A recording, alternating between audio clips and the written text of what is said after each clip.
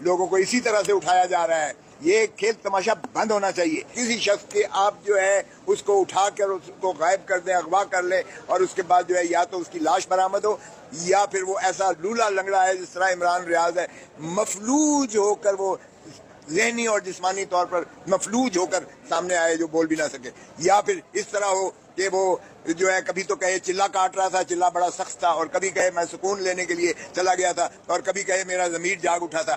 بس کر دو. پاکستان کے سارے 25 کروڑ عوام جانتے ہیں ان کے ساتھ کیا ہو رہا ہے. کوئی سوسائٹی ترقی نہیں کر سکتی جب تک اسے آزادی گفتار نہیں ہوگی, آزادی اس کو ایسوسیشن کی نہیں ہوگی, سیاسی جماعتوں کی نہیں ہوگی, ووٹ دینے کا حق نہیں ہوگا. پھر ریاست کی بجائے ڈکٹیٹرشپ کر دیں. یہ ایک پارٹی کہہ رہی ہے آج, پیپلز پارٹی, کہ یہ پتہ نہیں کیا ہے, یہ مارشل لاء ہے کہ مارشل لاء کی طرح کا ہے, یا کون سی یہ نیا ڈسپنسیشن ہے جو اس وقت ملک اس میں اس کے تابع جو ہے گورن کیا جا رہا ہے.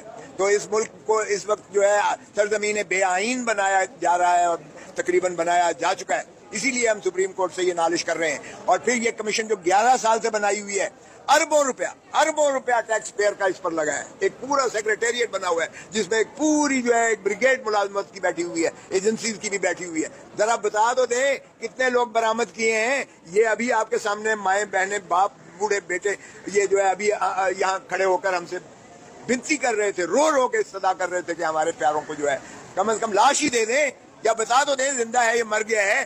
تو اس کشمکش کے عالم میں, اس قسم پرسی کے عالم میں, اس اسپیل کے عالم میں, اس خوف کے عالم میں اس قوم کو نکالنے کے لیے یہ چودھری اعتزاز احسن کا بہت بڑا میں سمجھتا ہوں کارنامہ ہے. میں تو وکیل کی حیثیت سے آپ کے سامنے انشاءاللہ اس کو جو آرگیو کروں گا, لیکن یہ لانا ہی ایک بہت پاکستان کے لیے خدمت کا باعث ہے, اور پاکستان کے عوام کو جو ہے ان کے بنیادی حقوق ملنے چاہیے.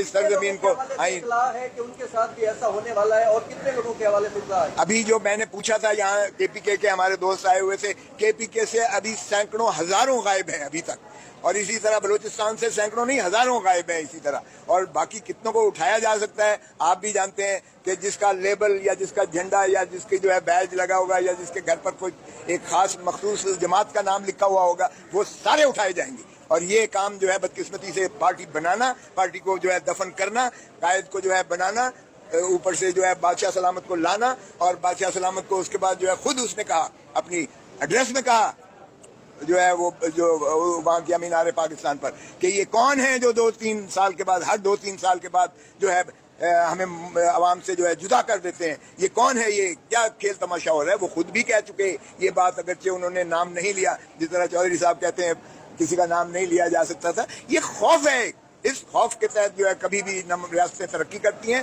نہ مملکت جو ہے اس طرح سے پھلتے پھولتے ہیں.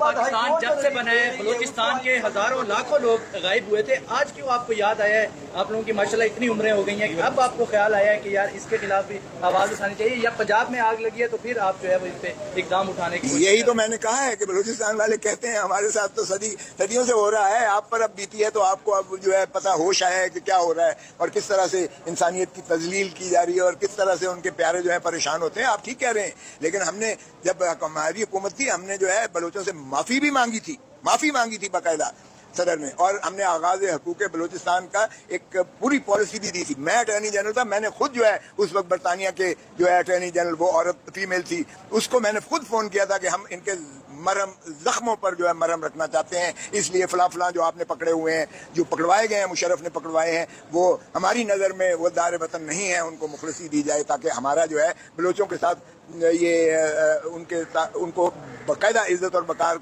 کے ساتھ ان کا ریاست میں ہم حصت دیں. تو یہ میں نے خود لکھا تھا, لیکن اب بدقسمتی, اور میں نے چھڑوا لیا تھا انہیں, یہ گزین اور یہ بکی صاحب کے جو گرینڈ سن تھے, تو یہ اور نواب خیر بخش مری صاحب کے جو تھے. تو یہ بالکل آپ ٹھیک کہہ رہے ہیں, اس کا کوئی جسٹیفیکیشن نہیں ہے کہ کیوں اگر بلوچستان میں ہوتا ہے پنجاب کیوں اس سے برہم نہیں ہوتا ہے, KPK اور بلوچستان اور سندھ کیوں نہیں اس پر آواز اٹھاتے. اسی طرح میں کہہ رہا ہوں, کل جو ہم نے پرسوں جو کیس جیتا ہے ملٹری کورٹس والا, یہ ان ساری سیاسی جماعتوں کو شکر ادا کرنا چاہیے.